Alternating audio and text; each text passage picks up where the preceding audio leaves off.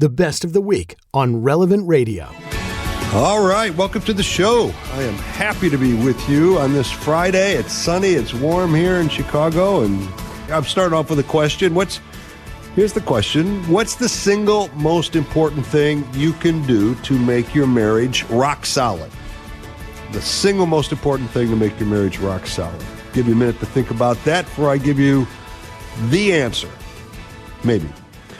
Do you feel emotionally safe in your marriage, or do you find yourself sometimes withholding things from your spouse because you fear their reaction? Emotional safety. Well, we're going to explore both of those. What is the single most important thing you can do to make your marriage rock solid? Well, this is an article I found online written by Mary Jo Rapini, who I believe is a therapist. So here's what she says. When couples come to see me for relationship advice, when their first complaint is that they haven't been intimate in months, there's a palpable tension. Yep, I've experienced that. They panic, searching for reasons why. When intimacy is going well, it's only about 5% of the relationship. When it's not going well, it becomes 95% of the relationship. And that's true. When things aren't going well in that department, it tends to overshadow just about everything else. So she's citing a study that reported that there's a habit that's actually more important than intimacy. I'm talking about marital intimacy, the marital embrace. Something more important than that for a couple's happiness.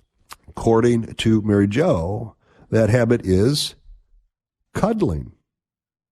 There you go, cuddling. Cuddling provides a sense of security and closeness, she says. Cuddling also provides a stimulus to our olfactory centers, the smell of our partner that makes us feel loved, and our touch centers as well. It also helps release, you got it, oxytocin. That's the feel-good hormone, and helps us feel love towards our partner, towards our spouse. It also provides another form of communication that physical intimacy doesn't. It allows us to feel close without draining our energy. Sometimes the best communication happens when couples are just holding on to one another. The emotional connection is much more important than the physical one because emotional connection determines if the physical one will happen. Makes sense, right? I need to feel loved before I can do love. So touching and cuddling are the best ways to restore and build emotional connections for couples. When couples touch, they let down their guard and begin to feel love and acceptance towards their partner. Cuddling is continued. The feeling of love and connection leads to better communication and intimacy. According to Kinsey's research, among couples in committed relationships, tenderness may be more important to the man than to the woman. That seems a little counterintuitive. Regular kisses and cuddling lead to greater relationship satisfaction in men than in women, especially as they grow older.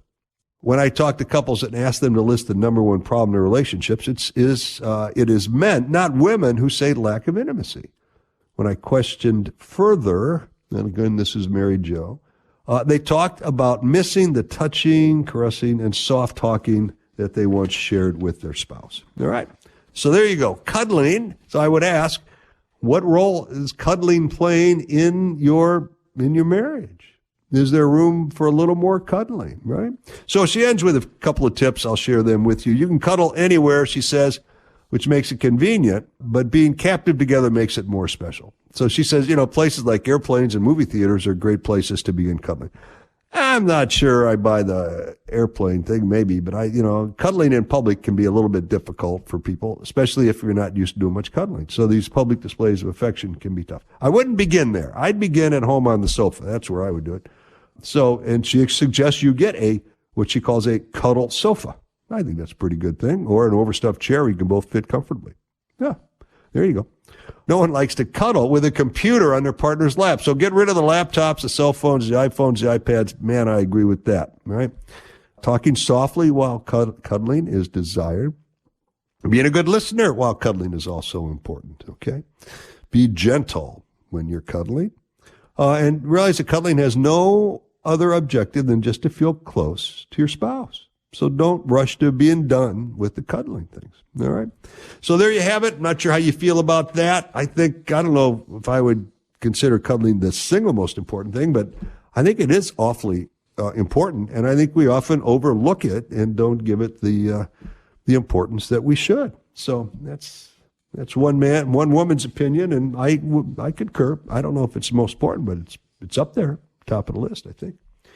So let's talk about how to build an emotional connection with your spouse. All right? As marriage therapists or people who conduct marriage workshops, we get accused of being too touchy-feely, and it's all about feelings and emotions. But at the end of the day, yeah, it kind of is. We're the only creatures in the universe that have feelings. Angels don't. They don't need them. Other animals don't, but we do. So feelings are something that are uniquely, beautifully human. Feelings is one of those things that makes us human beings. And so to discount feelings or push them aside really is to push aside our humanness, our humanity, and an important part of the way God made us, right? So, number one, identify and name your feelings. The first step to identifying your feelings is to recognize that you have them, right? That you're having a feeling about something. Often, guys, and to a lesser degree, women, are unable to even recognize they are feeling anything. A lot of times that comes from a childhood where they weren't allowed to have feelings. They weren't allowed to experience feelings. Feelings were, you had to bury them. And I had a client once who, her grandmother, who she loved a great deal, died when she was, 5, 6 years old, maybe 7. And they came home from the funeral, after the funeral, and no one was allowed to mention Grandma's name again. It's as if she never existed. No one was allowed to mourn her, miss her, talk about their favorite memories of her. They were told, we're not talking about her anymore. So this person grew up in a home where she was taught that you don't acknowledge your emotions and you keep them buried. Well, that led to a few problems in her marriage, right? So if you're human and you're alive, you've got feelings, period, right? And so a lot of times I'll ask one couple, like, what are you feeling? They're like, I don't know. I have no idea what I'm feeling. Well, you're feeling something and you need to be able to identify it, right? So I think here's my suggestion on a practical level. Do a quick Google search for emotion wheel, okay, or emotion list. And you'll find dozens of drawings, diagrams, and lists of emotions. Find one you like and print it out. Put it on your refrigerator. And when you're not sure if you're feeling something or what you're feeling, take it, look at it, think about it, and identify an emotion or two that seems to be, what you're going through. So it's like anything else. You can learn it, but you've got to study it. And so print out an emotion wheel, study the emotions, and over time, it won't take that long, you'll get pretty comfortable in knowing what it is that you're feeling. That's number one. Number two, kind of goes right with number one, share your feelings with your partner. So it's one thing to know what you're feeling. It's another thing to actually share it. Once you can identify your feelings, you need to be able to share them with your spouse. Your spouse wants to know you, and your feelings are part of knowing you. You can't share what you don't know, obviously. If you don't know your own feelings, then you can't share much of who you are, right? So as you learn about your own feelings, you need to really share them with your spouse. And I think, listen, here's the deal. Spouses are not mind readers. And it really helps them to understand you if you can clearly communicate what you're feeling at the moment. And oftentimes when I'm working with a couple, I'll ask the husband, so what do you think your wife is feeling right now? And the husband will say something, and the wife will say, nope, not even close. Or vice versa. I'll ask the wife what the husband's feeling, and she gets it wrong.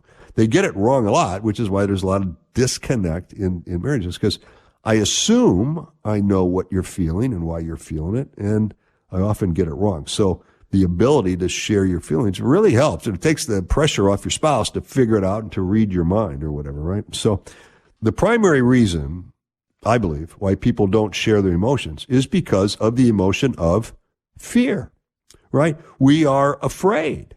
We're afraid that our emotion won't be validated, or that you'll make fun of my emotion, or you'll tell me I'm wrong to feel that way, or that I'm silly and I shouldn't, have that emotion. It's vitally important when your spouse shares his or her emotions with you that you acknowledge it accept it, and validate it. Important to be able to say, you know what? I understand how you could feel that way. And if you can't understand it, you can say that. Boy, I'm not sure I understand that. Can you help me understand it better? Tell me why you're feeling sad or anxious or worried right now. Or why are you angry about this thing? I'm not sure I get it. Can you help me with that? Then you learn a lot about yourself. You learn a lot about your spouse. Your spouse learns a lot about you. And things get better. Okay? So there we go. Figure out your emotions and then share your emotions. Let's go out to California to Marissa. Hello, Marissa. Welcome to the show. Hi, thank you. Yeah. My answer to your question as to what, for me, is very important that really kept my relationship going is the religious community that I'm with is called the Brotherhood of Christian Businessmen and Professionals. They taught us that we should, in our prayer time, spend something we call couple prayer. You know, that we pray together. Pray together. Talk to God about our concerns. Praying together makes us feel like we are a team. We are one. And it keeps us closer. I love it. We volunteer together as one couple. And I love that. I just love that. So you're talking about, and I love it. You're talking about, spending some quality time together in a volunteer capacity. So you're both contributing to make it a better world together. I love that idea. And I really love the idea of praying together, too. I think I've got some special memories of times where my wife and I sat at an adoration chapel together. And it does draw you closer together, even though you're not communicating to each other, you're not touching, but somehow praying together, focused together on our Lord and the monstrance is a powerful thing. Yeah. Marissa, I appreciate that. I appreciate your call into the show and your contribution. I love it. I agree 100%. God bless you. Okay. Have a nice day. Thank you. Thank you. You too. This entire episode of Marriage Unhindered is on the updated Relevant Radio app. The Relevant Radio app is completely free and updated daily with fresh articles, podcasts, and prayers.